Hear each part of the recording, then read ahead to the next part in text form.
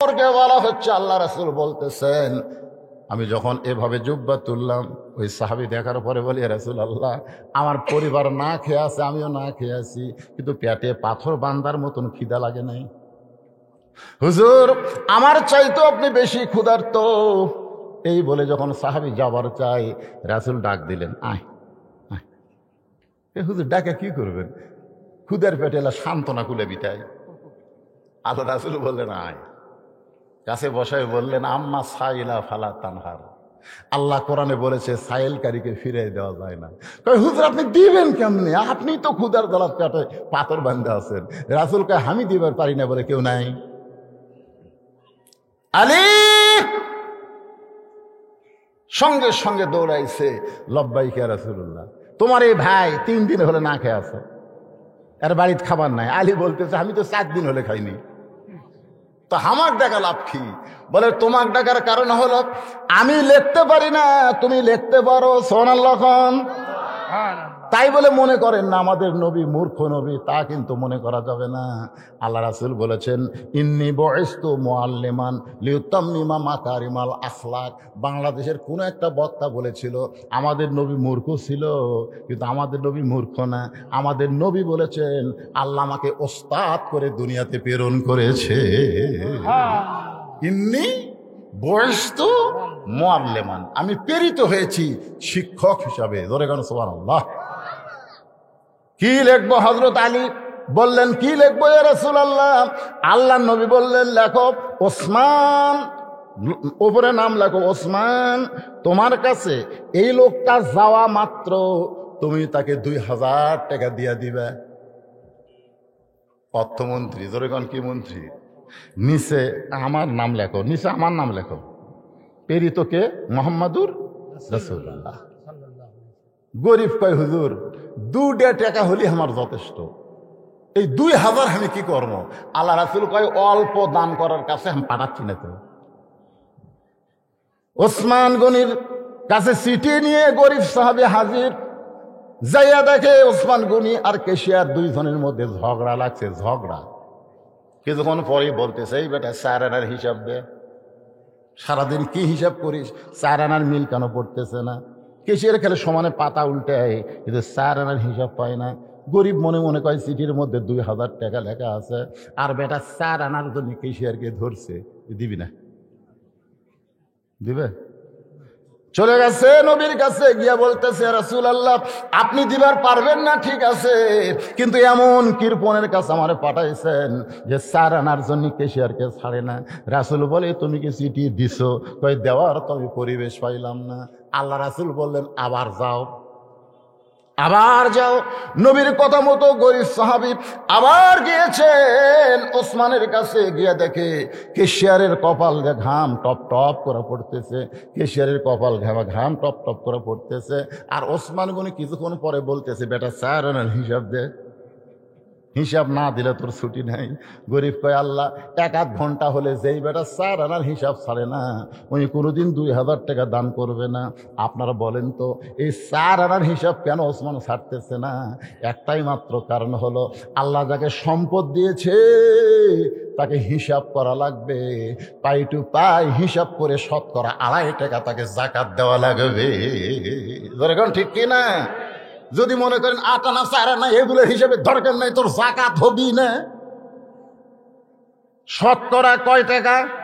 আরো করে কম। তাহলে তার মধ্যে 100-র মধ্যে 4 আনার দাম আছে না নাই? যেমন রাশেদ খান মিনন বলেছে, বর্তমান সরকার, কে যেন একজন নেতা বলেছিল, এরকে ভোট নাই, কিছু নাই, এরকম সাথে লেখলো ঐক্য জোট করে এমপি মন্ত্রী, এগুলো না লেওয়াই ভালো। রাশেদ খান মিনন বলতেছে বর্তমান সরকারকে, সরকার সাহেব, 1 টাকার মধ্যে মনে করেন আপনারা 90 পয়সা, 10 পয়সার দাম নাই, 10 পয়সার দাম নাই, 90 পয়সা 1 টাকা করে গেলে 10 পয়সার দরকার আছে। আমি সেই দিন বুঝলাম এরাও হিসাব শিখিছে, তোর এখন কথা ঠিক কিনা। কিন্তু যাকাত দেওয়ার ব্যাপারে যখন জাকাত দেওয়ার ব্যাপারে কোনো হিসাব আছে বাংলাদেশে? মন চাইলো দিয়া দিলাম। আর জাকাত দিতে হবে গরিবের বাড়ির যাইয়া, এটাই হলো ইসলামের নিয়ম। গরিব কোনোদিন ধনীর বাড়িতে আসলে জাকাত হবে না। আমার কথা কি বুঝতে পারলেন? জাকাত গরিবের বাড়িতে যাইয়া দেওয়া লাগবে, গরিব কোনোদিন ধনীর বাড়িতে আসবে না। আর আজকে ধনীর বাড়িতে আইসা আইসা গরিব জাকাত চাই। প্রথম দিন আসছে কয় আজ না 21 তারিখ দিব, 21শে রমজান, 21শে রমজান যায় আসে থাকতো 21শে রমজান। পরে 21শে রমজান সাংবাদিক কয় এই ক্যামেরা নিয়ে আসিস। সাংবাদিক এসে ক্যামেরা রেডি করে রাখছে, জাকাতের লাইন আছে, বিশাল লাইন। দেখতেছেন না ভাই, ফেসবুকে দেখতেছেন না, আমি কি এমনি বলতেছি, বিশাল লাইন। তখন ওই শাড়ি দিচ্ছে, শাড়ি দিতে একজন আমাকে একটা দেন, তাইকে মারছে চর। দেখেননি আপনারা? দেখেননি? এই শালা আবার নেতা, বাংলাদেশের নেতা এই শালা। জাকাতের নাম করে গরিব অসহায়ের গায়ে তুমি হাত তুলেছ, তোমার এই হাত জাহান্নামে চলে যাবে। জোরে বলেন কথা ঠিক কিনা? এগুলা জাকাত না, এগুলোর নাম হলো ফ্যাশন।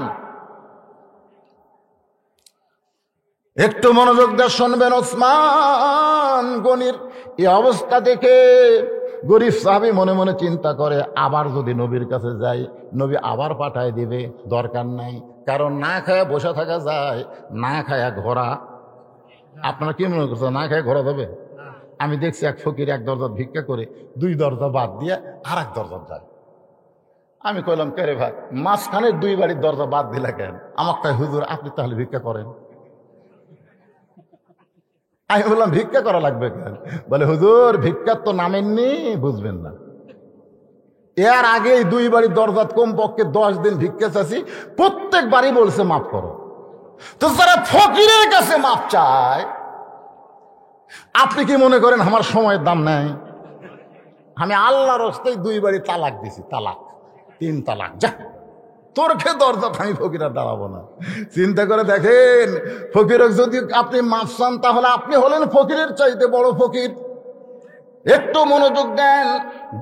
গরিব সাহাবী চিঠি পকেটের মধ্যে নিয়ে যখন গোপন রাস্তা দিয়ে পালাবার চায়, এমন সময় দেখে রাস্তার মাথায় শিক্ষামন্ত্রী দাঁড়ায় আছে। সুবহানাল্লাহ। কে দাঁড়ায় আছে? শিক্ষামন্ত্রী হযরত আলী। কে ভাই, মাত্র 2 টাকা দে, চিঠি লেখার জন্য ভিক্ষা লয়। তোকে যে চিঠি লিখে দিলাম তার বিনিময়ে 2 টাকা দে ভাই। আমার হাসান হোসেন ক্ষুধার জ্বালায় কাঁদতেছে, ওদের জন্য কিছু খাবার নিবার চাই, 2 টাকা দে রে ভাই। গরিব বলতেছে আলী ভাই আপনি কেমন শিক্ষামন্ত্রী, যদি টাকা 2000 পাইতাম তাহলে অবশ্যই আমার কাছে একটা ব্যাগ থাকতো। এই দেখেন চিঠি। আলী জিব্বাত কামড় দেখায়, চিঠি কেন দেশনি? দিবার গেছিলাম 2 বার। প্রত্যেকবারই দেখি 4 আনার জন্য কেশিয়ারকে ধরছে। যেই বেটা 4 আনার জন্য কেশিয়ারকে ছাড় দেয় না, এই কোনোদিন 2000 টাকা আমাকে দান করবে না। আলী বলতে পাগল রে, তুই নবীর সাহাবী হয়ে তুই কেন বুঝলি না? নবী যেইগুলো কাম করে নিজের ইচ্ছাই করে না, নবী সব কাম করে আমার আল্লাহর ইচ্ছা। নবী যেইগুলো কাজ করে কার ইচ্ছায়? যা যা। খালি শিক্ষামন্ত্রী না, হযরত আলী কিন্তু আবার শক্তির দিক দিয়ে কয় নম্বর? যা। হযরত আলীর ভয়ে গরিব সাহেব ওসমান গনির দরবারে গেছে, গিয়া দেখে কেশিয়ার আর ওসমান গনি 2 জন গলা ধরে আলহামদুলিল্লাহ আলহামদুলিল্লাহ আল্লাহর শুকরিয়া আদায় করতেছে। তার মানে 4 আনার হিসাব মিলে গেছে। সুবহানাল্লাহ। গরিব সাহাবী সালাম দিয়া ওই চিঠিখানা ওসমান গনির হাতে দেয়। ওসমান গনি চিঠি নিয়ে এক নজর পড়ার পরে চিঠিতে একটা চুমা দিয়ে বলে ভাইজান এই চিঠি কে পাঠাইছে? গরিব সাহাবী বলতেছে আপনি কি মূর্খ নাকি? গরিবের রাগ কম না বেশি? আপনি কি মূর্খ নাকি? আল্লাহর নবী এই চিঠি পাঠাইছে। সঙ্গে সঙ্গে ওসমান গনি চিঠিতে একটা চুমু দিয়ে বলতেছে ভাইজান এই চিঠি কে পাঠাইছে? গরিব মনে মনে কয় এ তো 4 আনার জন্য কেশারক ছাড়ে না, 2000 টাকা দেখে মনে হয় মাথা খারাপ হচ্ছে। রাগ করে বলতেছে আল্লাহর নবী এই চিঠি পাঠাইছে। ওসমান গনির সঙ্গে সঙ্গে চিঠিতে একটা চুমু দিয়ে বলে ভাইজান এই চিঠি কে পাঠাইছে? গরিব কয় রে ওসমান, আল্লাহর নবী এই চিঠি পাঠাইছে, ভালো করে নিচে পড়ে দেখো। সঙ্গে সঙ্গে ওসমান গনি চিঠিতে একটা চুমু দিয়ে বলে, ভাইজান এই চিঠি কে পাঠাইছে? গরিব বলে, তোর টেকার আমার দরকার নাই। রাগ করে আল্লাহর নবীর দরবারে, নবী গো আপনি দিবার পারবেন না, ঠিক আছে। দুইবার গেলাম, সারানোর জন্য কেশিয়ারকে ছাড়ে না। আলীর ভয়ে গেলাম, চিঠি দিলাম, চিঠি পড়ার পরে আমাকে বলে কে পাঠাইছে, আমি আপনার নাম বললাম। আবার বলে কে পাঠাইছে, আমি আপনার নাম বললাম। আবার বলে কে পাঠাইছে, আমি আপনার নাম বললাম। তিনবার নাম শোনার পরেও আবার যখন শুনতে চাই, আমি আর বলি নাই, রাগ করে আপনাকে নালিশ জানাই। নবী কান্দের বলে, আল্লাহ আমার ওসমানকে সম্পদের পাগল হলো, আমার ওসমানকে অর্থমন্ত্রী দেওয়া হয়েছে তোমার পক্ষ থেকে, আর সেই ওসমানকে সম্পদের পাগল হলো নাকি? এই কথা বলার সঙ্গে সঙ্গে তাকায় দেখে ওসমান গনি এক বস্তা টাকা নিয়ে নবীর দরজা। নবী বলে, ওসমান তোমার এই ভাইকে 2000 টাকা দান করার জন্য চিঠি দিয়েছিলাম, কিন্তু 2000 টাকার বদলে এক বস্তা কেন? ওসমান গনি বলে, ইয়া রাসূলুল্লাহ চিঠি পাওয়ার সঙ্গে সঙ্গে আমার ভাইকে 2000 টাকা দান করার নিয়ত করেছি, আর মনে মনে নিয়ত করেছি যতবার আপনার পবিত্র নাম বলবে আমি ততবার 2000 করে বাড়ায়া দিব। হুজুর আপনাকে আমার এতই ভালো লাগে ইয়া রাসূলুল্লাহ। পরপর 3বার আপনার নাম বলেছে, প্রত্যেকবার বলার কারণে 2000 করে 6000, আর সিটির কারণে 2000, 8000 টাকার বস্তা এনেছি আপনার পবিত্র হাত দিয়া আমার গরিব ভাইকে আপনি দিয়ে দেন। গরিব সাহাবীও কান্দে, আল্লাহর নবীও কান্দে। নবী কান্দের বলে, আল্লাহ আমি ওসমানকে কি দিব, আমার দেওয়ার মতন কিছুই নাই। আল্লাহ বলে, হাবিব রে শুধু অর্থমন্ত্রী না, আজ থেকে আমার গানি ডিগ্রি ওসমানকে দান করে দিলাম। এখন থেকে শুধু ওসমান না, নাম হবে ওসমান গনি। সে ওসমান বলতেছে, আমার ভাই 3 দিন হলে না খেয়ে আছে, এটা যদি আমি আগে জানতাম তাহলে নিজে না খাই আমার ভাইয়ের বাড়িতে খাবার পাঠাইতাম। আপনারা বলেন তো কথার সাথে আমলের মিল আছে না নাই? আমাদের বর্তমান বাংলাদেশের অর্থমন্ত্রী, বর্তমান শিক্ষামন্ত্রী, বর্তমান ধর্মমন্ত্রী, বর্তমান আইনমন্ত্রী আর নবীর সময়ের মন্ত্রীগুলোর মধ্যে মনে হয় তফাৎ নাই?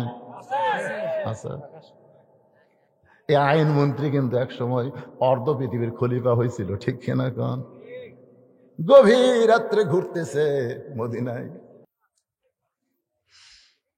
এখন আল্লাহ নবী আবু বকরকে ধর্মমন্ত্রীর দায়িত্ব দিয়েছেন নিজের ইচ্ছায় না আল্লাহর ইচ্ছায়?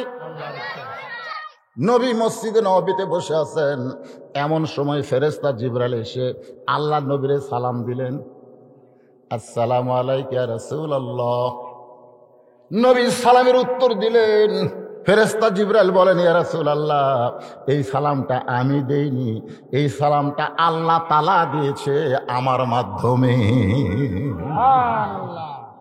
নবী খুশিতে দাঁড়িয়ে গেছে, আল্লাহ আমাকে সালাম দিয়েছে। জিবরাইল বললেন, নবীজি শুধু আল্লাহ আপনাকে সালাম দেয় নাই, আপনার ধর্মমন্ত্রী আবু বকরকে আল্লাহ সালাম দিয়েছে। সুবহানাল্লাহ। নবী বললেন, জিবরাইল আমার ধর্মমন্ত্রী আবু বকরকে আল্লাহ সালাম দিল, এই সালামটা আবু বকরের কাছে কে পৌঁছে দিবে? ফেরেশতা জিবরাইল বলে, নবী ছাড়া অন্য কারো কাছে যাওয়ার যদি আমার ক্ষমতা থাকতো তাহলে আল্লাহর সালাম আমি আবু বকরের কাছে পৌঁছাই দিতাম, কিন্তু আমি আপনি ছাড়া অন্য কারো কাছে যাওয়ার হুকুম নাই, এই কারণে আপনি আল্লাহর সালাম আবু বকরের কাছে পৌঁছায়া দিবে। নবী বলেন, জিবরাইল আমি তোমার কাছে একটু জানবার চাই। ফেরেশতা জিবরাইল বললেন, হুজুর কি জানবেন? আল্লাহ নবী বললেন, কোন আমলের কারণে আবু বকরকে আল্লাহ সালাম দিল, এইটা কি তুমি বলতে পারো না? জিবরাইল বলে, ইয়া রাসূলুল্লাহ আমি এইটা জানি না। নবী বললেন আমিও তো জানি না। ফেরেশতা জিবরাইল বলতেছে আমিও জানি না, আপনিও জানেন না কোন আমলের কারণে আল্লাহ সালাম দিল। জানতে যদি চান তাহলে আপনি তদন্ত করে জেনে নেন। গভীর রাত্রে সবাই তখন ঘুমায় গেছে, এমন সময় আল্লাহর নবী চুপি চুপি আবু বকরের ঘরের জানলায়, ঘরের ভিতর থেকে ছোট বাচ্চার মতন ফসফসানি গ্যাঙ্গানি একটা শব্দ শুনতে পাই। নবী আসমানের দিকে তাকায় বলে, আল্লাহ, দুনিয়াতে তুমি 10 জনকে জান্নাতের সার্টিফিকেট দিয়েছো, তার মধ্যে 1 নম্বর হলো আবু বকর। সবাই যখন ঘুমাই ওই সময় আবু বকর এমন করে কেন কান্দে? নবী কিছুই বললেন না। নবী চলে গেলেন মসজিদে নববীতে ফজরের নামাজের পরে। আল্লাহ রাসূল বললেন, সাহাবীরা রে, তোমরা সবাই চলে যাও, আবু বকরের সঙ্গে আমার গোপন কিছু গল্প আছে। জোরে করে সুবহানাল্লাহ। সেই মাত্র নবী বলেছেন তোমরা সবাই চলে যাও, আবু বকরের সঙ্গে আমার গোপন কিছু গল্প আছে। বলা মাত্রই সাহাবীরা সবাই মসজিদ থেকে বের হয়ে যায়। এখন যদি বাংলাদেশের ইমাম বলে তোমরা সবাই চলে যাও, মুয়াজ্জিনের সঙ্গে আমার গোপন কিছু কথা আছে, তখন মুসল্লিরা বলবে, হুজুর আপনার গোপন কথা থাকলে আপনি আর মুয়াজ্জিন বাইরে যান। জোরে কোন কথা ঠিক কি না? আপনি আর মুয়াজ্জিন বাইরে যান, আমরা যাবার পারবো না। যেই ব্যক্তি একতে দেয় তো বিহাদাল ইমাম বলে, সেই যদি ইমানের কমান না মানে তার একটা ওয়াক্ত নামাজ তার পিছনে আদায় হবে না। সুবহানাল্লাহ কন্যা কে? অনেক মসজিদে দেখবেন মুয়াজ্জিনও করে, ওই ব্যক্তি আবার ইমামতি করে। 2-1টা মুসল্লি এসে করে, এই মুয়াজ্জিন সাহেব, মসজিদে টাইলসের উপর ধুলে এরকম লোক দেয় ঠিক মতো ঝাড় দিতে পারো না, মাকড়াসের ভাষা এইরকম তাড়াতে মুয়াজ্জিনকে ভয়ে থর কাঁপে ঝাড় দেয়। কিছুক্ষণ পরে নামাজের সময় হলে যান সামনে যান, মুয়াজ্জিন সাহেব যান। মুয়াজ্জিন সামনে যায়, ওই একটি দেয় তুই বিহাদাল ইমামকে, আল্লাহ করে তো নামাজক লাত্তি মারি, তোর নামাজ কোনোদিন কবুল হবে না। ইমাম রে ধমক দিয়া তার পাশে একতেদা করবি, এমন মুসল্লির নামাজ আল্লাহ কবুল করবে না। ইমাম মুয়াজ্জিন মসজিদ পরিষ্কারের জন্য না, আযান দেওয়ার জন্য, নামাজ পড়ানোর জন্য। জোরে কোন কথা ঠিক কি না? আরে বেটা তুমি সব কাম করে নাও।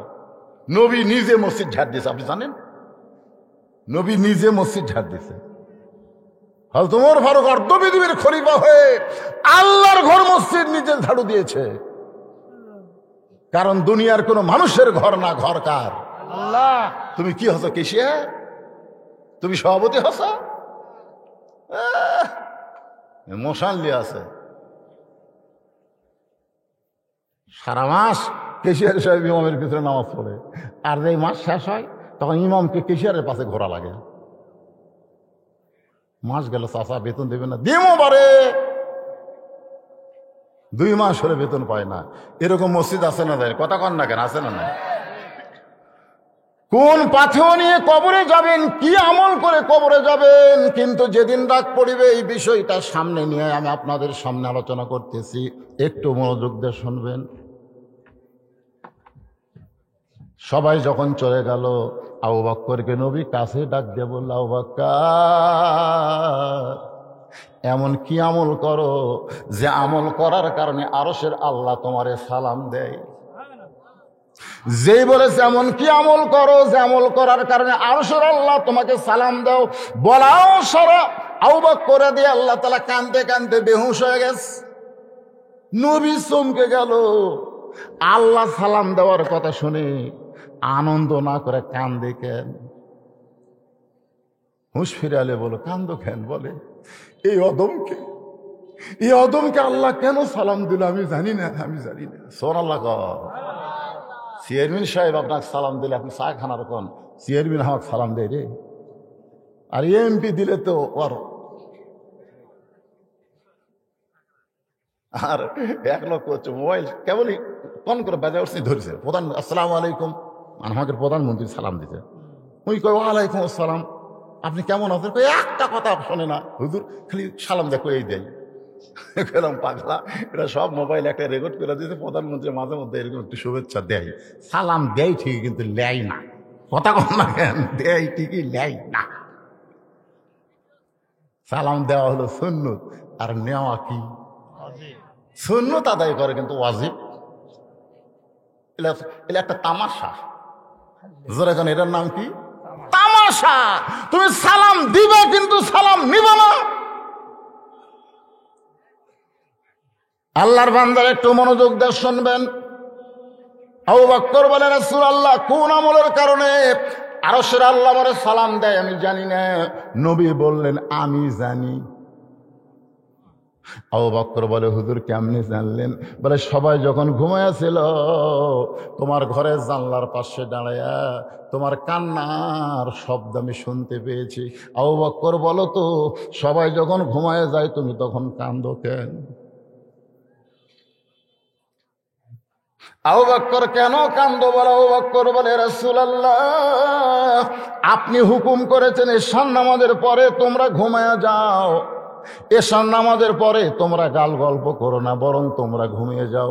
হুজুর আপনার কথা মতো এশার নামাজের পর আমি ঘুমিয়ে যাই, কিন্তু আল্লাহর কোরআন বলতেছে অমিনাল লাইলি ফাতাহাজ্জাত বিহি নাফিলাতাল্লাক, রাতের এমন একটা অংশ আছে যে অংশে আল্লাহ তাআলা তাহাজ্জুদের নামাজ নফল করেছে। ওগো আল্লাহর নবী, 5 ওয়াক্ত নামাজের মধ্যে আমি তেমন শান্তি পাই না, কারণ 5 ওয়াক্ত নামাজ ইমামের পিছনে ইক্তেদা করা লাগে, নিজের ইচ্ছা মতো রুকু থাকতে পারি না, নিজের ইচ্ছা মতো আমি সেজদা দিবার পারি না। ধরে কোন কথা ঠিক কিনা? আপনি যদি মনে করেন যে আমি নিজের ইচ্ছা মতো সেজদা দেব, ওমর ফারুক বললেন, এ রাসূলুল্লাহ আসরের নামাজের প্রথম সেজদায় 3 বার সুবহান রাব্বিয়াল আলা কইলাম, কিন্তু দ্বিতীয় সেজদায় 100 বার কই, তাও আপনি সেজদা তোলেন না। এক সেজদা 3 বার, আর এক সেজদায় 100 বার, কারণ কি? আল্লাহ রাসূল বলেন, ওমর দ্বিতীয় সেজদায় 3 বার সুবহান রাব্বিল আলা বলার পরে আমি সেজদা থেকে মাথা তুলতে চাইছিলাম, কিন্তু 2টা পবিত্র কখন যে আমার পিঠের উপর চড়ে বসলো, ওরা যতক্ষণ বসেছিল ততক্ষণ আমি সেজদা তুলতে পারি নাই। এই 2টা পবিত্র নাম হলো হাসান আর হোসাইন। এখান থেকে প্রমাণ হলো নামাজ ফরজ যখন আদায় করবেন তখন আপনার ইচ্ছা মতো সেজদা দিবার পারবেন না, আবার ইমামের ইচ্ছা মতো ইমামও সেজদায় থাকতে পারবে না, মুসল্লিরা ব্যস্ত হয়ে যাবে। ধরে কোন কথা ঠিক কিনা? কিন্তু তাহাজ্জুদের নামাজ এমন একটা নামাজ, 1 জগ পানির মধ্যে, ওই যে 1 জগ পানি, ওই পানির মধ্যে 1 মুষ্টি চিনি ঘন্টন মারলে ওই চিনি যেমন পানির মধ্যে হারিয়ে যায়, আপনি শত চেষ্টা করলেও যেমন চিনিকার পানি থেকে আলাদা করতে পারবেন না। তাহাজ্জুদের নামাজে যখন কোনো বান্দা দাঁড়িয়ে যায়, ওই বান্দা আল্লাহর মহব্বতে নিজের অস্তিত্ব এমন ভাবে বিলীন করে দেয়, ওই বান্দার বান্দা থাকে না, ওই বান্দা হয়ে যায় আল্লাহ। হুজুর তাহাজ্জুদের নামাজ শেষ, এখনো বেলাল ফজরের আযান দেয় নাই। ওই সময় চিন্তা করলাম তাহাজ্জুদের নামাজও শেষ হলো, এখনো বেলাল ফজরের আযান দেয় নাই, এমন সময় যদি ঘুমায় যায় তাহলে হয়তো ফজরের জামাত কাজা হবে। এই জন্যে আমি একটা মোরাকাবা, হুজুর আমি একটু নিজের ধ্যান ভিতরে ঢুকে গেলাম। ডুব দিলে ডুবারও হবে, মুনি মুক্তা খুঁজে পাবে, পুরা হবে মনস্কাম। বাম স্তনের 2 আঙ্গুল নিচে তোমার কলব সাগরের মুকাম। ওই সাগরের মধ্যে ডুব দিয়ে দেখি হাসরের ময়দানে কে যেন বলতেছে আজকে হাসরের ময়দানে সবাই জান্নাতে যাবে, একজন ব্যক্তি শুধু জাহান্নামী। কে যেন বলতেছে আজকে হাসরের ময়দানে সবাই জান্নাতে যাবে, শুধু একজন ব্যক্তি জাহান্নামী। আমার এত বড় ভয়, সেই একজন ব্যক্তি যদি আবু বকর হয়। রাসূল আবু বকরের কপালে চুমা দিয়ে বলেন, ইন্না আকরামাকুম ইনদাল্লাহি আতকাকুম, যে যত আল্লাহর বেশি ভয় তার জন্য আরশের আল্লাহর সালাম হয়। এখন আপনারা বলেন ধর্মমন্ত্রী কি ঠিক আছে? আইনমন্ত্রী, এই হযরত ওমর আইনমন্ত্রী, কেমন আইনমন্ত্রী? আর অর্থমন্ত্রী হলেন ওসমান গনি, শিক্ষামন্ত্রী হলেন হযরত আলী। সুবহানাল্লাহ। আল্লাহ ওসমানকে ডাক দেয়, বলে ওসমান, আল্লাহ তোমাকে এত সম্পদ দান করেছে, আল্লাহ তোমাকে এত সম্পদ দান করেছে, আর তোমার এই ভাই 3 দিন হলে না খেয়ে আস, মনে আছে না ভুলে গেছেন? না খেয়ে থাকার কারণে দাঁড়াবার পারতেছে না, দাঁড়াইলে মাথা ঘুরে পড়ে যায়। আল্লাহ তোমাকে এত সম্পদ দিছে। নবী কিন্তু বলে নাই এত সম্পদের মালিক হইছ, এ কথা কইছে না। কি বলছে? তাহলে এখন আপনারা বলেন তো, আপনাকে যেগুলো সম্পদ আছে এগুলোর মালিককে? সবাই বলতেছে না। সবাই এটা বলতে কষ্ট লাগে না? আমি কামাই করে পকেটে থুসি। জোরে বলেন, সমস্ত সম্পদের মালিক কে? আল্লাহ কোরআনে বলেছে, লান তানালুল বিররা হাত্তা তুনফিকু মিম্মা তুহিব্বুন। মসজিদের দানের কৌটা যখন তোমার সামনে যায়, তোমার পকেটে 500 টাকার লোট, 200 টাকার লোট, 100 টাকার লোট, 3টা লোট আছে, দানের বাক্স গেছে, ওই খেয়াল করে দেখে 10 টাকা নাই। যেরকম কয় টাকা নাই? এমন জোরে ঠেলা মারছে, 2 জন পার হয়ে বাক্স গেছে। ওরা 2 জন বলতেছে, যাক আলহামদুলিল্লাহ তোর হাতত বল আছে। কিন্তু আর কান্দের ফেরেশতা বলতেছে, আল্লাহ এর পকেটে 500, 200, 100 টাকা লোট থাকার পরেও তোমার ঘরের দান বাক্স ঠেলা মারলো, এর কান্দত আমরা থাকবো না। ই পুরিয়া শয়তান, এই ফাওয়াইলুল মুসাল্লিন, এই মুসল্লি নয়, ওই মুসল্লি নামে ঠাট্টাকারী, পকেটে টাকা থাইকা তোমার দান বাক্স যারা ঠেলা মারে, এরা আর যাই হোক, এরা প্রকৃত মুসলমান নয়। আজকে মুখের সামনে যখন ব্যাগ গেল, টাকা থাকার পরও ব্যাগ যারা ঠেলা মারছেন, আপনারা হয়তো ভাবতেছেন আবার টাকা তুলবেন না, সুযোগ একবারে যায়। যখন কথা ঠিক না, বললেন কি ওসমান, আল্লাহ তোমাকে এত সম্পদের মালিক বানাইছে। ওসমান মালিক বানাইছে, সম্পদ কি কার? আল্লাহ। সেখান থেকে তোমার গরিব ভাইকে কিছু দাও, তোমার গরিব ভাইরে কিছু দান করো। সে 3 দিন হলে না খেয়ে আছে। ওসমান চোখের পানি বের করে বলে, ইয়া রাসূলুল্লাহ, আমার এই ভাইটা 3 দিন হলে না খেয়ে আছে, এইটা যদি আমি আগে যে না খাইয়া আমার ভাইয়ের বাড়িতে খাবার পৌঁছাইয়া দিতাম। সুবহানাল্লাহ, জোরে কর না কেন? আপনার বলেন তো, ওসমান গনি এই কথার সাথে কি কামের মিল আছে? কারণ লিমা তাকুলু মালা তাফালু, আমার ভাই 3 দিন হলে না খেয়ে আছে, এইটা যদি আগে জানতাম, নিজে না খাইয়া আমার ভাইয়ের বাড়িতে খাবার পৌঁছাই দিতাম। এই যে ছেলেটা ভাষণ দিল, মাহফিল করতেছে, নাম কি? আশিকুর। আমাকে বলতেছে, হুজুর জান্নাতুল বাকির মধ্যে ঢুকতি, জান্নাতুল বাকি মানে ওদের রাসূলের রওজা পার হয়ে জান্নাতুল বাকির মধ্যে ঢুকতি, আমার দেহ থরথর করে কাঁপা শুরু করলো। আমি বললাম, তোমার যে কাঁপ, সেই কাঁপের ওয়াজ করছি আজ থেকে আমি বহু বছর আগে। ওসমান গনির কবর জান্নাতুল বাকিতে ঢুকতেই প্রথম যে কবরটা বাজবে, সেটাই ওসমান গনির কবর। ভাইরে, না যাওয়া পর্যন্ত সুবহানাল্লাহ জোরে আসবি না তো? বিশ্বাস হচ্ছে না? কথা বিশ্বাস হচ্ছে না? ওই কবরের পাশে দাঁড়ান, আপনার গোটা দেহ থরথর করে কাঁপবে। কারণ কবরের মধ্যে এমন একজন ব্যক্তি আছে, যেই ব্যক্তিকে আল্লাহ তাআলা তার নিজের ডিগ্রি দান করছে। জোরে বলো সুবহানাল্লাহ। আল্লাহর ডিগ্রি আল্লাহ দান করছে। আল্লাহ কোরআনে বলেছে, আল্লাহু গানিয়ুন ওয়া আনতুমুল ফুকারা, আমি আল্লাহ হচ্ছি ধনী আর সব ফকির। এরপর আল্লাহ বলেছেন, ইল্লা ওসমানু গানিয়ুন। জোরে বলো সুবহানাল্লাহ।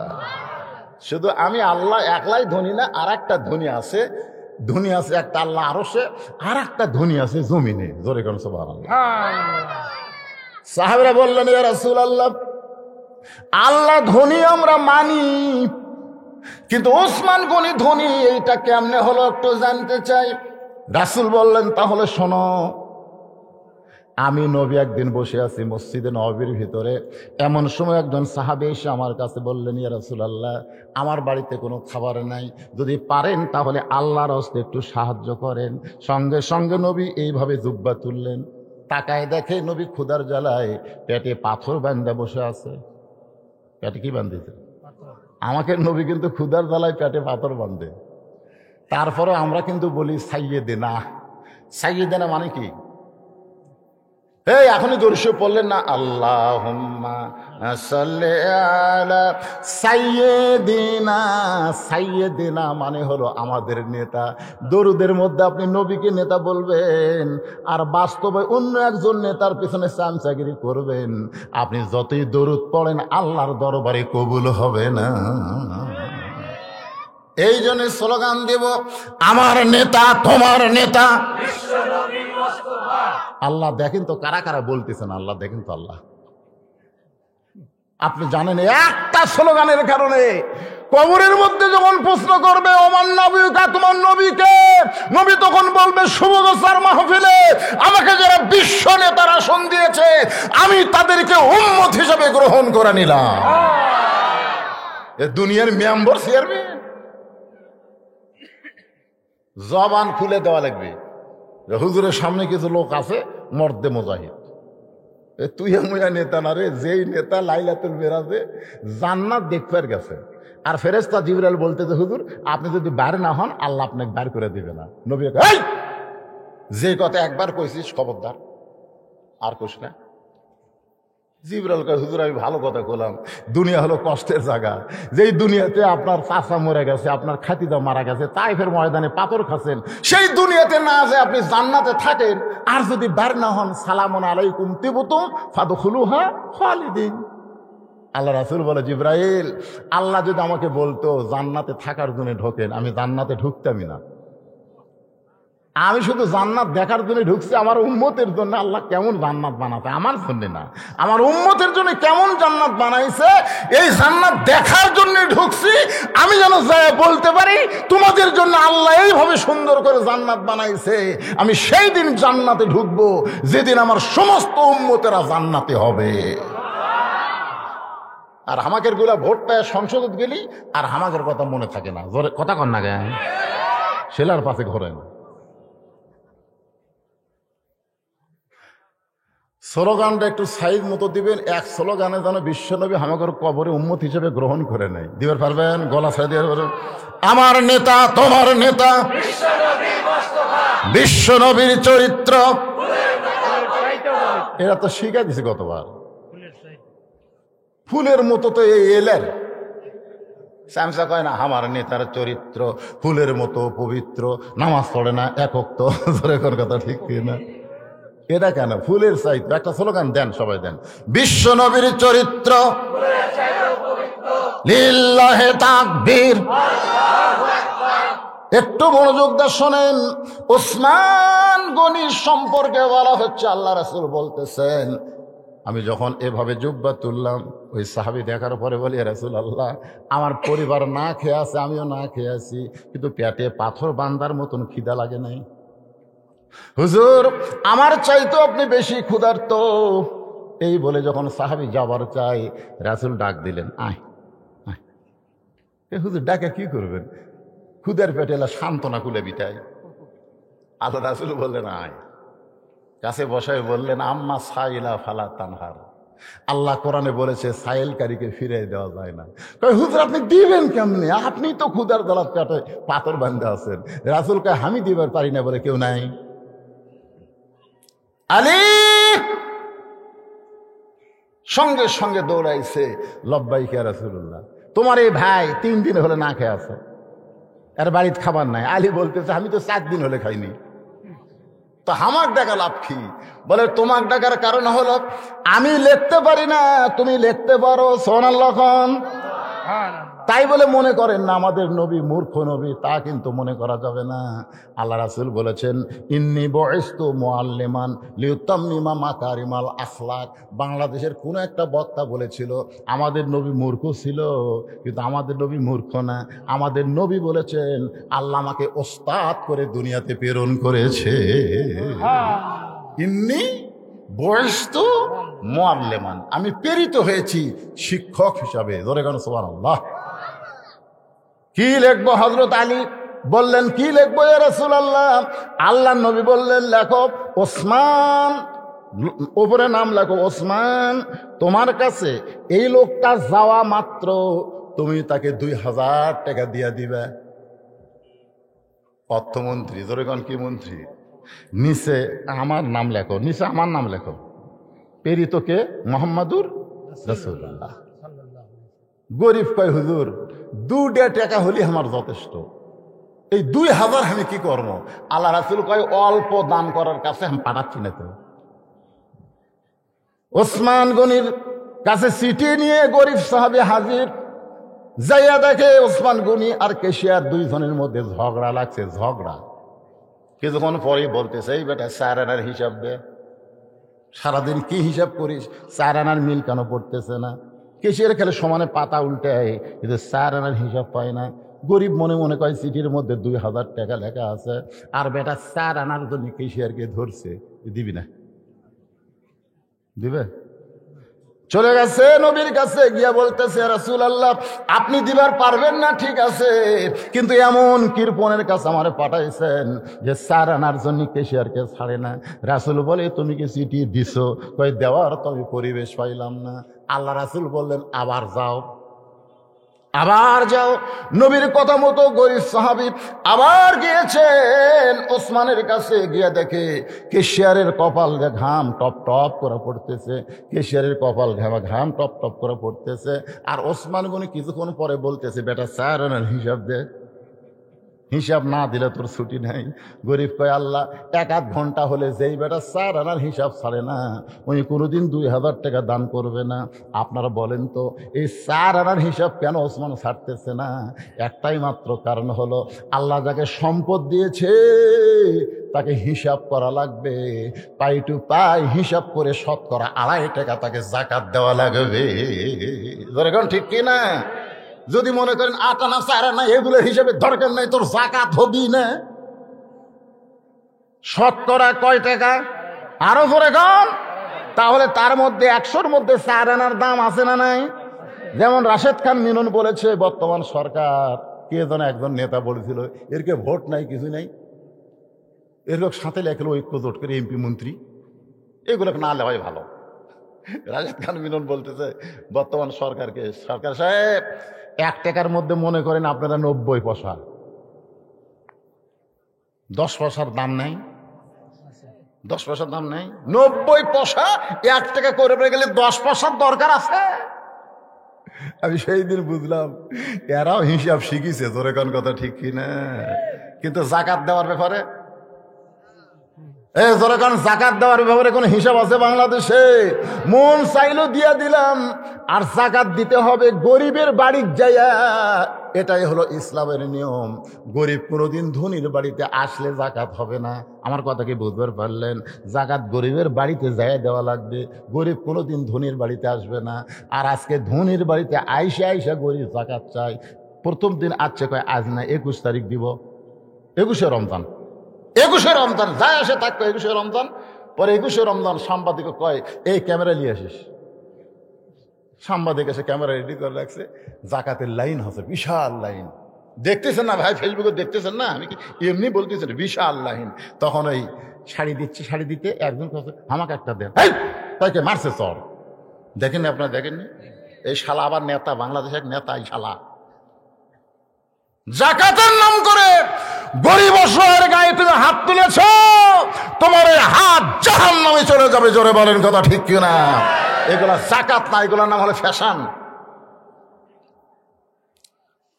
একটু মনোযোগ দিয়ে শুনবেন। ওসমান গনির এই অবস্থা দেখে গরিব সাহাবী মনে মনে চিন্তা করে, আবার যদি নবীর কাছে যাই, নবী আবার পাঠায় দিবে, দরকার নাই।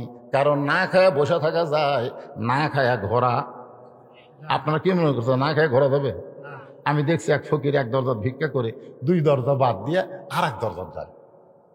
আমি কইলাম, কে রে ভাই, মাঝখানে 2 বাড়ির দরজা বাদ দিলা কেন? আমার কয়, হুজুর আপনি তাহলে ভিক্ষা করেন। আমি বললাম, ভিক্ষা করা লাগবে কেন? বলে, হুজুর ভিক্ষার তো নামেননি, বুঝবেন না। এর আগে 2 বাড়ির দরজা কমপক্ষে 10 দিন ভিক্ষা চাচ্ছি, প্রত্যেক বাড়ি বলছে মাফ করো। তো যারা ফকিরের কাছে মাপ চায়, আপনি কি মনে করেন আমার সময়ের দাম নাই?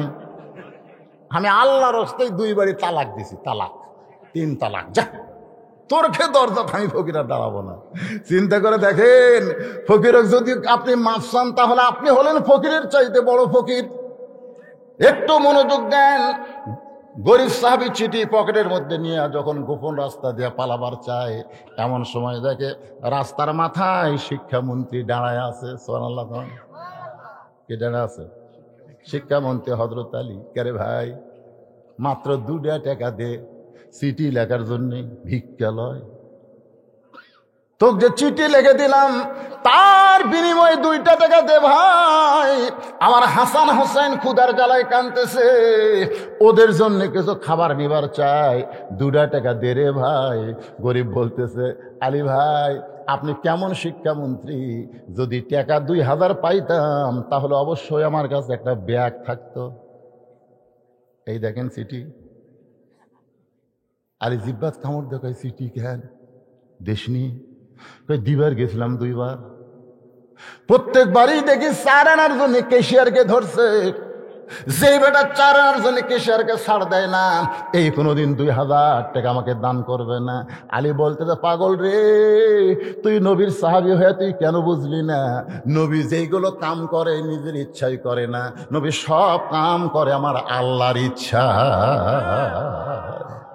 নবী যেইগুলো কাজ করে কার ইচ্ছায়? যা যা। খালি শিক্ষামন্ত্রী না, হযরত আলী কিন্তু আবার শক্তির দিক দিয়ে কয় নম্বর? যা।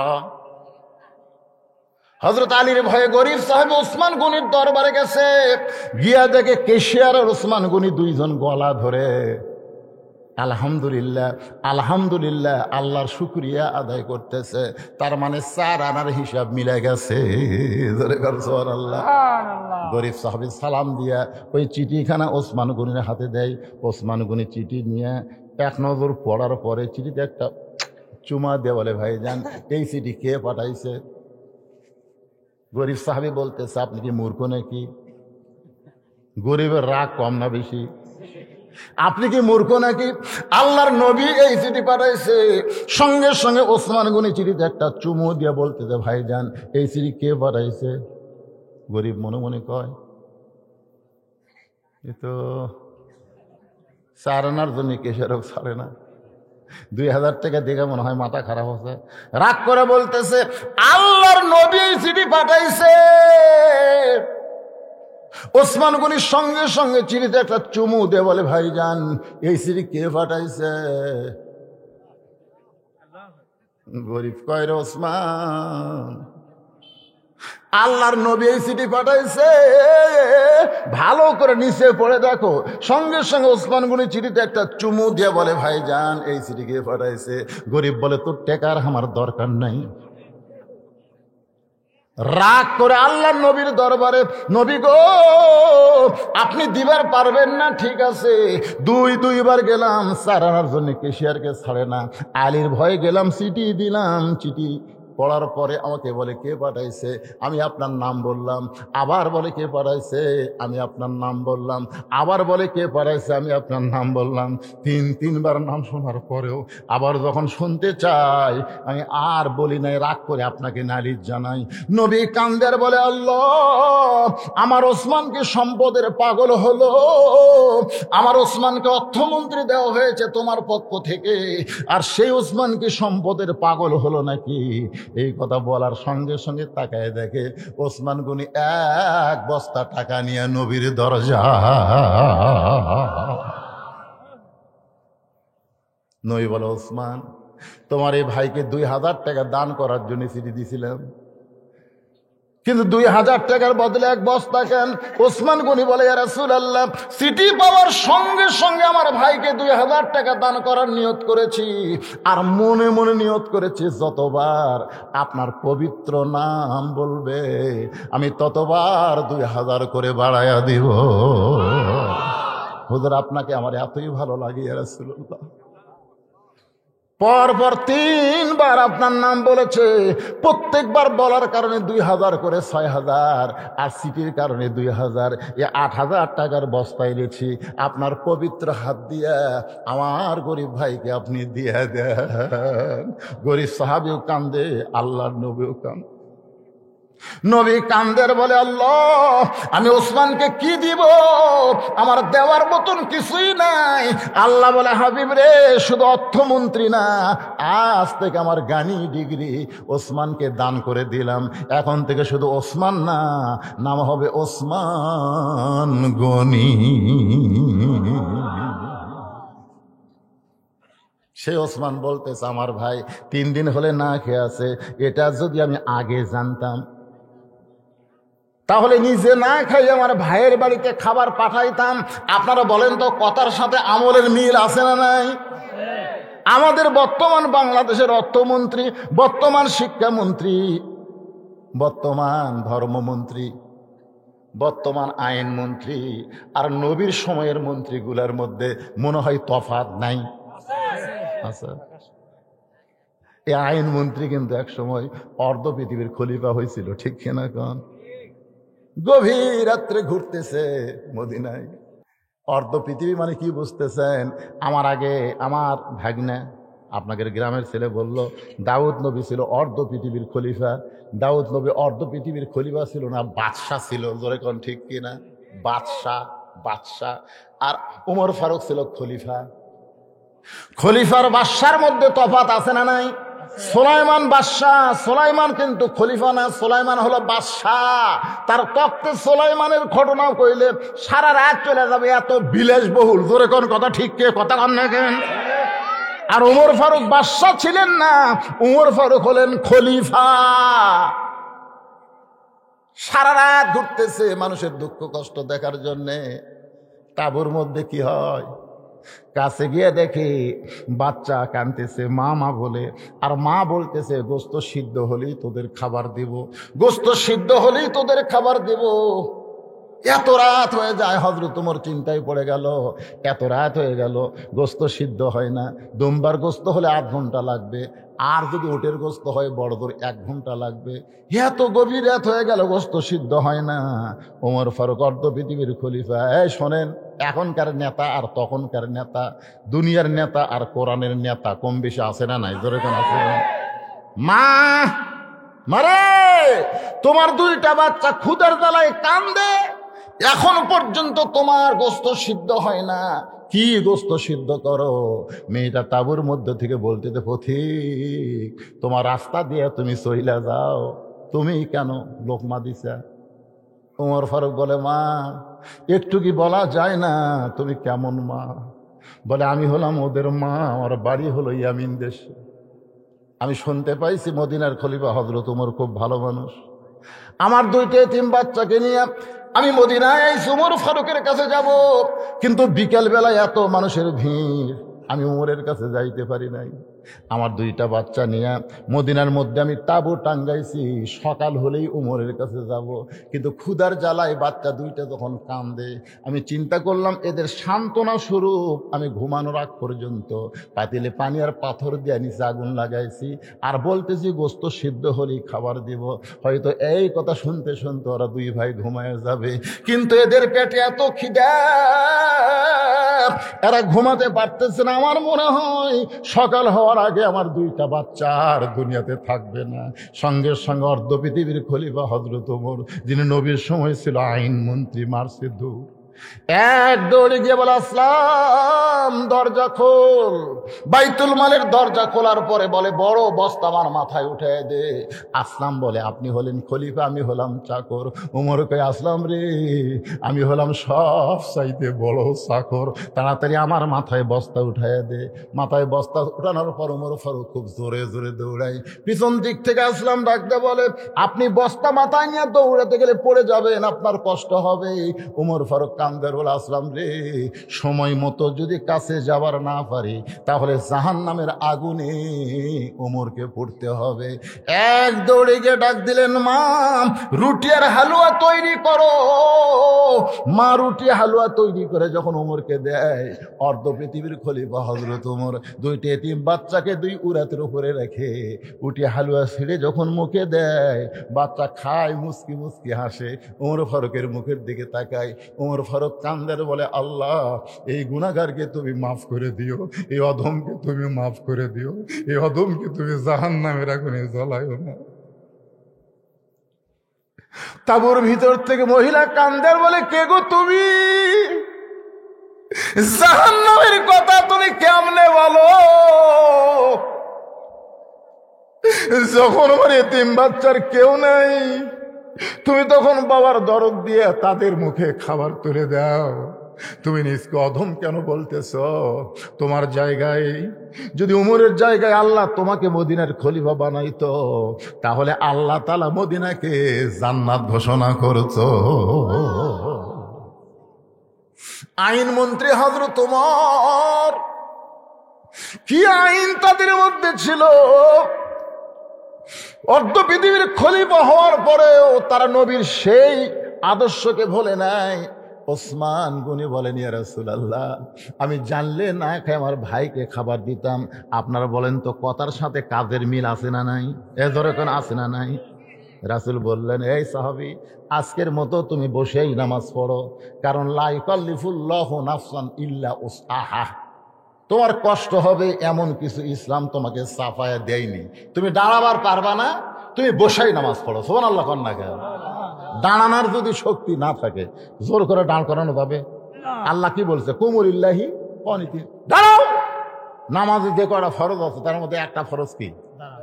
দাঁড়িয়ে নামাজ পড়া। কিন্তু আল্লাহ কিন্তু আবার বলছে, লা ইউকাল্লিফুল্লাহু নাফসান ইল্লা উসআহা। তোমার কষ্ট হবে, দাঁড়াতে পারতেছে না, হুন্ডা মারে অ্যাক্সিডেন্ট করছে, যাই হোক মাজা ব্যাঁকা হয়ে গেছে, এখন তুমি দাঁড়াবার পারতেছে না, বসে পড়ো। কি বসে পড়া যাবে না? আজকের মতো তুমি বসে পড়ো। কিন্তু নামাজ শেষ হলে, আসরের নামাজ শেষ হলে ওসমানের কাছে যাবা। ওসমান এমন দেওয়া দিবে, তোমাকে আর না খেয়ে থাকা লাগবে না। জোরে খান সুবহানাল্লাহ। গরিব সাহাবী ওখান থেকে কাঁদতেছে। আল্লাহ রাসূল কইছে, নামাজের পরে ওসমানের কাছে যাবা। ওসমান এমন দেওয়া দিবে, তোমার না খেয়ে থাকা লাগবে না, কান্দো খেন। সাহাবী বলতেছে, আস্তাইনু বিস-সবরি ওয়াস-সালাহ, আস্তাইনু বিস-সবরি ওয়াস-সালাহ। আমার নামাজ আমাকে শিক্ষা দিয়েছে, ইয়্যাকা না'বুদু ওয়া ইয়্যাকা নাস্তাইন। যার গোলামি করবি তারই কাছে চাবি। হুজুর, 3 দিন হলো না খেয়ে দুর্বল হয়ে বসা পড়েছি, দাঁড়াবার পারতেছি না, কিন্তু আমার ঈমান এখনো মজবুত আছে। দরকার হলে না খায় মরে যাবো, কিন্তু আল্লাহ ছাড়া ওসমানের বাড়ি থেমে যাবো না। কথাটা খেয়াল করছেন? নবীর কথা উইথড্র। নামাজ শেষ হলো, ওসমানের বাড়িতে যাবি, আর নবীর উপর কথা বাড়তেছে, না খায় মর্ম। কিন্তু আমার ইমান যতক্ষণ বলবি আল্লাহ দিবার পারবি, ততক্ষণ আমি ওসমানের কাছে যাবো না। যখন দেখবো যে ইমান বলতেছে আল্লাহর পারতেছে না রে, যে হারে ইহুদিরা বাইতুল মুকাদ্দাস নাপাক করতেছে, জুতা পায়ে ঘুরতেছে, মুসলমানকে রক্তাক্ত করতেছে, আল্লাহর পারতেছে না রে। আল্লাহ পারবি? আপনারা কোন তো ওই বাইতুল মুকাদ্দাস থেকে কে বাড়াবি? কিছুই বোঝে না। মুসলমান সময় বাকি নাই রে। ওই রক্তের ভিতর থেকে মেহেদী আলাইহিস সালাম আসবে, তারপরে আবার ঈসা আলাইহিস সালামকে আল্লাহ পাঠিয়ে দিবে। চলতো আসমানে খালি প্রত্যেক ওয়াক্তে একবার করে মাজা বাঁধে আর একবার করে পাগড়ি বাঁধে, প্রত্যেক ওয়াক্তে। ঈসা আলাইহিস সালাম চতুর্থ আসমানে খালি ওঠে, পাগড়ি বাঁধে, মাজা। আল্লাহ এরকম করিস কবে পাঠাবেন? দেখতেছেন না কি শুরু হয়ে গেল? আল্লাহ যেদিন পাঠাবো সেদিন ওরা থাকবি না রে। ওরকে একটু সুযোগ দিছি, বরের ওসিলাই বরযাত্রী একটু খাক, বরের ওসিলাই বরযাত্রী একটু খাক। কি কন, একটু সুযোগ আছে না নাই? কিন্তু মধ্যে ঘাটার বর বলতেছে, ভাই মেয়ে আমার পছন্দ লয়, আমি আর যাবো না। বরযাত্রী কয়, যা ফেরত যা, তাতে কি হলো, আমরা যাবো। এখন বরক ছাড়া বরযাত্রী যায় বলতেছে, ভাই তাড়াতাড়ি খাবার দেন, অত্যন্ত ক্ষুধা লাগছে ভাই। মেয়ে পক্ষ খালি বর খুঁজতেছে। রে তোরা কে? আমরা বরযাত্রী। বর ওই মধ্যে ঘাটাতে চলে গেছে। আপনারা বলেন তো, খাওয়া না পিটন খাওয়া? মুসলমান আছে বলে দুনিয়াতে ইহুদি খ্রিস্টান হিন্দু বৌদ্ধরা খাইতেছে। জোরে কোন কথা ঠিক কিনা?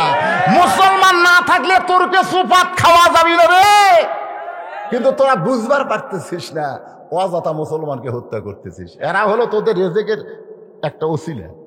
সুবহানাল্লাহ কবেন না? শুরু হয়ে যায় ভাই।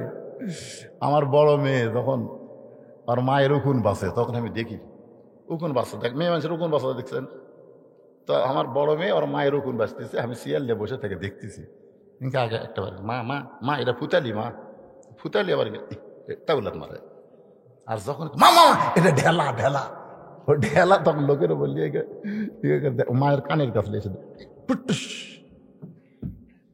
একদিন গোটা পৃথিবীতে মুসলমানদের ভয়ে কাফের খ্রিস্টান ইহুদিরা পাহাড়ের গর্তের মধ্যে লুকাবে। যখন কার মধ্যে লুকাবে? তখন মুসলমানরা বলে এরা গেল কোথায়? তখন বলবো ওই পাহাড়ের গুহার যা। যেরকম ঢেলাক টিপি মেরে ফুটে, প্রত্যেকটা কাফের বেঈমানকে সেইভাবে ফুটুস ফুটুস করে মারা হবে। জোরে করে কথা, ঠিক কথা বল না কেন? একটা শয়তানের বাচ্চা দুনিয়াতে থাকবে না। তবে আগে রক্ত, কারণ সন্তান লিভার গেলে আগে রক্ত, আগে কি সন্তান বাইরে ভাষণে রক্ত পড়তেছে। মা খালি বিষ খামো, গলার দড়ি দেবো, এই জীবন রাখবো না। দাদি নানি নরম কাপড় ভিজা ঠান্ডা পানির মধ্যে নরম কাপড় চুপড়ে মাথার দেয়, চুপ কর চুপ কর চুপ কর, রক্ত ধরতিছে, আসতিছে, রক্ত ধরতিছে, ধৈর্য ধরে আসতেছে। তোর পায়ের তলে বেহেশত লিব, যেটা বাইরে হবি সেটা তোর পায়ের তলে যান না। তুই মাও হবু রে, তুই মাও হবার গেলে কষ্ট স্বীকার করলে কি না? অনেক রক্ত ঝরার পরে সন্তান দুনিয়াতে আসে, আসার পরে গোসল করে যখন মায়ের বুকে দেয়, মা তখন ওই সব কষ্ট ভুলে গিয়া সন্তানকে মুখের কাছে নিয়ে চুমা খায়। দাদিয়ানি তিরস্কার করে বলে তুই না বিষ খাবার চালি, তুই না গলার দড়ি দিবার চালি। মা তখন বলে এত শান্তি আগে জানলে। আপনি জানেন বুখারী শরীফের হাদিস পড়েন, মা হাদান ইয়াদখুলুল জান্নাতা ইহুব্বি আন ইয়ারজি ইলা দুনিয়া ওয়া লাহু মা আলাল আরদি মিন শাইইন ইল্লা শাহীদুন ইয়াতামান্না আন ইয়ারজি ইলা দুনিয়া ফায়ুক্তাল আশারা মাররাতান লিমা ইয়ারা মিনাল কারামাতি। রাওয়াহুল বুখারী কিতাবুল মাগাজি। একদল জান্নাতি তারা দুনিয়াতে আসার জন্য ছটফট করবে। বুখারী শরীফের হাদিস। আল্লাহ বলবে এই তোরকে আমি আল্লাহ শহীদ হওয়ার কারণে জান্নাত দিলাম, আর তোরা দুনিয়াতে যাবার চাস কেন? তারা বলবে আল্লাহ জান্নাতে কোনো মজা নাই, শহীদ হওয়ার সময় যে মজা আমরা পাইছি জান্নাতে সেই মজা নাই। আল্লাহ তুমি আবার দুনিয়াতে আমাদের পাঠায় দাও, একবার না দুইবার না, আশার আমার রাতান, কম করে হলেও 10 বার ইসরায়েলের ইহুদির হাতে শহীদ হব, কারণ শাহাদতের মধ্যে যে মজা আছে জান্নাতের মধ্যে সেই মজা নাই। জোরে কোন সুবহানাল্লাহ। আপনারা কি মনে করতেছেন ফিলিস্তিন মুসলমান মরে যাচ্ছে? আজকে গোটা পৃথিবী থেকে আমাদের আওয়াজ দিতে হবে, দরকার হলে জীবন দিব, দরকার হলে জীবন দিব, কিন্তু আমরা ঈমান দিব না।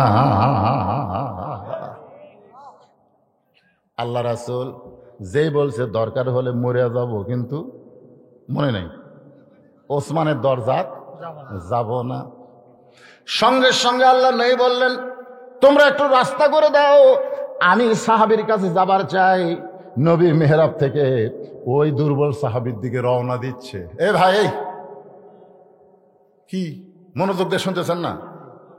কবরের পাথেও লিয়ে যাবেন না, কবর যাবেন না, কি লিয়ে যাবেন একটু খেয়াল করেন। নবী যখন যাবার চাই সঙ্গে সঙ্গে হযরত ওমর আল্লাহ নবীর জুব্বা টানা ধরছে।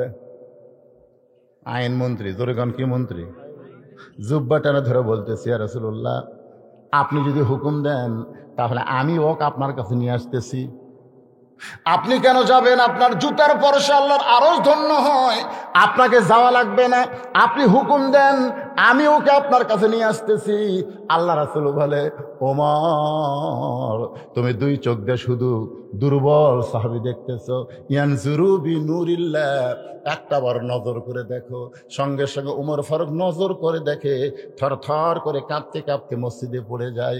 সাহাবীরা বললেন এ রাসূলুল্লাহ উমর ফারুক পড়ে গেল, বেহুশ হয়ে গেল, আমরা কি করব? আল্লাহ রাসূল বললেন তোমরা ধৈর্য ধরো, ইন্নাল্লাহা মাআস সাবিরিন, ধৈর্যশীলদের সঙ্গে কে আছে? আল্লাহ। কিছুক্ষণ পরে উমর ফারুক যখন ওমর ফারুক যখন স্থির শক্তি ফিরে পাইল, আল্লাহ রাসূল বলে, ওমর কি দেখলা যে এটা দেখার কারণে তুমি এরকম কাঁপতে কাঁপতে পড়ে গেলা? ওমর ফারুক বললেন, রে রাসূলুল্লাহ, আমি আনজুরু বিনূরিল্লাহ, দুই চোখ বাদ দেয়া নূরের চোখ দিয়ে তাকায় দেখি ওই দুর্বল সাহাবীর ভিতরে এমন একটা ঈমান, যেই ঈমান যদি আসমানে লটকানো হয় সূর্যের চাইতেও বেশি আলো দিবে। আস্তাইনু বিসসবরি ওয়াসসালাত ইন্নাল্লাহা মাআস সাবিরিন। যতই বিপদ আপদ মুসিবত হোক না কেন, আমাদের ধৈর্য ধরার দরকার আছে না নাই? যখন আছে না নাই? ইন্নাল্লাহা মাআস সাবিরিন। এরপর আয়াতটা বলবো আপনাকে? ওটা বসা শুরু হয়েছে কেন? হ্যাঁ, পানি পড়তেছে? আচ্ছা, এই সামান্য বৃষ্টি ওদের গায়ে গুলি পড়তেছে। ঠিকই আছে রে ভাই বাবা, ওদের গায়ে কি পড়তেছে? আপনার ফেসবুকে দেখেননি? দেখছেন? কি দেখছেন? দুই ছেলেকে মা পাঠাছে, 8 বছর আর 9 বছর, 2টা পাথর দিয়ে। মা বলছে, যা ওই যে গেরুয়া ইহুদি মারা দে। ওরা দুই ভাই দেয়, ওর হাতত আছে রাইফেল, স্টেন গান, মেশিন গান, আর এরা যা পাথর মারতেছে। যে 2 পাথর মারছে, পাথর তো ইহুদির গালত লাগেনি, ওরা গুলি করছে। ওর কিন্তু মানবতা নাই, ছোট ছোট বাচ্চার উপর দয়া নেই, তো মারা দিছে গুলি। ওরা হাসপাতালে পর্যন্ত বোম মারতেছে। ধরে কোন কথা ঠিক কিনা? এই শালাকের মধ্যে কোনো মানবতা নাই তো। গুলি মারছে, এক ভাই সাথে সাথে শহীদ হয়ে গেছে, এক ভাই সাথে সাথে শহীদ, আর এক ভাইয়ের একটা হাত উড়ে গেছে। 2 ভাইকে হাসপাতালে নিয়ে গেছে। মার কাছে খবর দিল, মা দেখবার গেছে। দেখবার যায় দেখে যেটা শহীদ হয়ে গেছে, ওর কপালে চুমা দিয়া মা মুসকে মুসকে হাসতেছে আর বলতেছে আলহামদুলিল্লাহ। আর যেটার হাত উড়ে গেছে, ওর কপালে চুমা দিয়ে কান দিচ্ছে আর বলতেছে ইন্নালিল্লাহ ইন্নালিল্লাহ। সাংবাদিক প্রশ্ন করে, কে রে, পাগলি হচ্ছে নাকি? যেটা মরে গেছে সেটা ইন্নালিল্লাহ, আর যেটা এখনো জীবিত আছে সেটা আলহামদুলিল্লাহ। আর মা কয় যেটা মারা গেছে সেটা কয় আলহামদুলিল্লাহ, আর যেটা এখনো হাত গেছে বেঁচে আছে এটা কয় ইন্নালিল্লাহ। সাংবাদিক জিজ্ঞাসা করলো, মা এমন বলার কারণ কি? মা মুসকে মুসকে হাসে আর বলে, তোমরা বলতেছ এটা মরে গেছে, কিন্তু আমি দেখতেছি আমার ময়না জান্নাতে পাখি হয়ে উড়তেছে। আর ইন্নালিল্লাহ বলার কারণ হলো, তুই কেন হাত দিলি? তুই কলিজার জীবন কেন দিবার পারলি না? তোর জন্য সবচাইতে বড় বিপদ হলো শহীদের দরজা থেকে ফিরে আসা। এই জন্য কাঁদতেছি আর ইন্নালিল্লাহ পড়তেছি। ভাইজান, যারা ফিলিস্তিনে জীবন দিচ্ছে এরা কিন্তু একটাও মরতেছে না, বরং সব জান্নাতের পাখি হইয়া ঘুরতেছে। আর সামান্য 2-1 ফোঁটা পানি পড়তেছে। দেখেন এটা কি মাছ যাচ্ছে? অগ্রায়ণ মাছ। তারপরে গাও ঘামতিছে। শীত আছে, শীত আসা লাগবে না? শীতের সময় শীত যদি না আসে, আপনাকে যে সরষা লাগাচ্ছেন, তারপর আলু লাগাচ্ছেন, এলা হবি করে? যখন যেটা দরকার আল্লাহ সেটা দিবি। একটু সামান্য বৃষ্টি আর পটপট করে উঠ। কে উঠলো? যার গাঁতে 1 ফোঁটা বৃষ্টি পড়লো, 1 ফোঁটা। আমি সেদিন শালপাত বলছিলাম, 1 ফোঁটা বৃষ্টি যার গাঁত পড়বে, আল্লাহ যদি সুযোগ দেয় যে 1 ফোঁটা বৃষ্টি পড়ছে আমার কোরআন শুনবার জন্য, ওই শরীরের জন্য আমি জাহান্নাম হারাম করে দিলাম। তাহলে কি হলো? বাড়ির যাই বেশি লাভ। আর যদি কয় 2 ফোঁটা পড়েছে, 2 বছর ডাক্তারের কাছে যাওয়া লাগে, প্রতি ফোঁটা মানে একটা করে ওষুধ, একটা করে ভ্যাকসিন। আলহামদুলিল্লাহ। তো ভাইজান, আল্লাহ রাসূল সাহাবীদেরকে নিয়ে, নামাজ নিয়ে যে কথাটা আমি আপনাদের বললাম, এই নামাজ কিন্তু আমাদেরকে একমাত্র কার কাছে বিশ্বাস? একমাত্র আল্লাহ। আর এখন আমরা নামাজও পড়ি, বাবার দরবারেও যাই। আমার দয়াল বাবার দরবারেতে কেউ ফিরে না খালি হাত। একমাত্র নামাজ আমাদের যুবকদের জন্য কিছু না। আমি সেদিন এক নেতা বলেছিল যে 564টা মসজিদ বর্তমান বাংলাদেশের প্রধানমন্ত্রী বানিয়ে দিছে, একটা হুজুরও পায় না। হুজুরা এত শত্রু বলতেছেন এটা। বর্তমান প্রধানমন্ত্রী যে মসজিদ 564 বানাইছে, পৃথিবীর কোন প্রধানমন্ত্রী বানাছে? কথা কন না কেন বাইরে বানাছে? আমাকে প্রধানমন্ত্রী বানিয়ে দিয়েছে। আমাকে বগুড়াতে রেল লাইনে উঠে যায় দেখবেন, আগে আমরা কি বিপদ করতেছ না, এখন ওপর দিক দিয়ে চৌ করে বাদ যাবি, তল দিয়ে চৌ করে রেল গাড়ি যাবি। সবই ঠিক, কিন্তু আমি প্রায় এই পর্যন্ত 4-5টা মসজিদে নামাজ পড়ছি, বুঝলেন? এই মডেল মসজিদে মুসল্লি নাই। তা আমি তখন নেতা বসে থাকতেই বললাম, ভাই 500 কেন, 5000 মসজিদ প্রধানমন্ত্রী বানিয়ে দিয়েও লাভ নাই যদি মুসল্লি না থাকে। তামাক বলে, হুজুর ভালো করে ওয়াজ করেন। নেতা বলতেছে ভালো করে ওয়াজ করেন, মুসল্লি হবি। আমি বললাম না, ভালো করে ওয়াজ করলে মুসল্লি হবি এ কথা কোরআনেও নাই, হাদিসেও নাই। কারণ নবী ওয়াজ দিয়ে মক্কা 13 বছর মাত্র 317 জন মুসলমান বানাতে ওয়াজ দিয়ে, আর মদিনায় যায় 8 বছরে কি কাম করলো? 8 বছরে এসে 10,000 লিয়া মক্কা বিজয়ী হলো। জোরে কোন কথা ঠিক কিনা? খালি ওয়াজ দিয়ে, নবীর ওয়াজ দিয়ে 313 বছরে, আর আমাকে ফাঁকসা বক্তার ওয়াজ দিয়ে। তো কয় হুজুর তাহলে কি করা লাগবে? আমি বললাম তাহলে আল্লাযীনা ইম্মাক্কান্নাহুম ফিল আরদ, প্রধানমন্ত্রী যেমন মসজিদ বানাইছে, ওই প্রধানমন্ত্রীর উপর আল্লাহর আইন হলো তুই পদ্মা সেতু নির্মাণ করো, রাস্তার উপর ওভারব্রিজ বানাও, মাদক মুক্ত সমাজ করো, বাল্য বিয়ে বন্ধ করো, এগুলো সবই তুমি করো, কিন্তু তোমার 1 নম্বর কাজ হচ্ছে আকামুস সালাত, নামাজ কায়েমের আইন করো। জোরে কোন কথা ঠিক কিনা? আজকে নামাজ কায়েম যদি হতো, এই মডেল মসজিদগুলো মানতো। 2 কাতারে হয় না, 20 কোটি করে টাকা খরচ একটা করে মসজিদ। আমি প্রধানমন্ত্রীকে অনুরোধ করব যে আপনি নামাজ না পড়লে পাছার কাপড় তুলে 10টা করে বাড়ি। পুলিশ দিয়ে সবকিছু করতেছে না, পুলিশ দেখালে এই পাছার বাড়ি দিলে নামাজ পড়বে না। আর সব যুবক যদি নামাজে হয় কি হবে? এই যে মোবাইল, এই মোবাইল হাতে পাঁচ দিয়ে খেলবার গেলে কি জন্যে? ইন্নাস সালাতা তানহানিল ফাহশাই ওয়াল মুনকার। একমাত্র নামাজই পারে মানুষকে যাবতীয় খারাপি থেকে বাঁচায় দিতে। এই নামাজ পড়তে পড়তে, নামাজ নিয়ে যারা কবরে যাবে, মুনকির নাকির তাদের কোনো সওয়াল জবাব করবে না, আল্লাহর পক্ষ থেকে তাদের উত্তর দেওয়া হবে। জোরে কোন সুবহানাল্লাহ। 2 নম্বর প্রশ্ন কি? ওমা দীনুকা, তোমার দিন কি? তোমার দিন কি? এখন আপনি বলবেন আমার দিন হলো ইসলাম। ইসলাম মানে কি? আত্মসমর্পণ করা। তুই ইসলাম আত্মসমর্পণ করা বুঝলি? তুই কার কাছে আত্মসমর্পণ করছিলি? দেখি তোর পাঞ্জাবি খুলতো, পাঞ্জাবি খুলে দেখি তেল তেলা। নবীর গাওয়াত পাথরের আঘাত, তোর শরীর তেল তেলা। দিন কায়েমের আন্দোলন যদি না করা হয়, 2 নম্বর প্রশ্নের উত্তর দেওয়া যাবে না। আর 3 নম্বর প্রশ্নের উত্তর হচ্ছে আল্লাহ রাসূলের সুন্নত আদর্শ গ্রহণ না করলে ওমান নবীকা প্রশ্নের উত্তর দেওয়া যাবে না। এগুলা নিয়ে আমাকে কবরে যাওয়া লাগবে। আল্লাহ তৌফিক দেখ, সকলে বলে আমিন। আস্তাগফিরুল্লাহ পড়েন, আস্তাগফিরুল্লাহ রব্বি মিন কুল্লি যামবি ওয়া তুবু ইলাই, লা হাওলা ওয়ালা কুওয়াতা ইল্লা বিল্লাহিল আলিয়্যিল আযীম। ভাই কি বলবেন? না ভাই না। আল্লাহুম্মা আমিন। আল্লাহুম্মা আনতাস সালাম ওয়া মিনকাস সালাম, তাবারাকতা ইয়া যাল জালালি ওয়াল ইকরাম। আল্লাহ, বাড়ি থেকে যখন রওনা দিলাম, মনটা এত অসুস্থ ছিল, শরীরটা এত খারাপ ছিল, মনে হচ্ছিল না কিছু বলতে পারবো। কিন্তু আল্লাহ কোরআনের মাহফিলে এসে তোমার কোরআন রসিলাই দীর্ঘ 2 ঘন্টার বেশি সময় ধরে কিছু আলোচনা করলাম। আল্লাহ মেহেরবানি করে আজকের মাহফিল আমাদের সকলের হেদায়েতের জন্য, নাজাতের জন্য, জান্নাতের জন্য কবুল করে নাও। এই মাহফিলের শুরু থেকে শেষ পর্যন্ত যত আলোচনা হয়েছে আল্লাহ, এর মধ্যে যদি ত্রুটি হয়, ভুল হয়, তুমি মাফ করে দাও। এর যা হাদিয়া মঞ্জুর করো। সোনার মদিনায় নবী পাকের রওজা মোবারকে আল্লাহ তুমি কবুল করে নাও।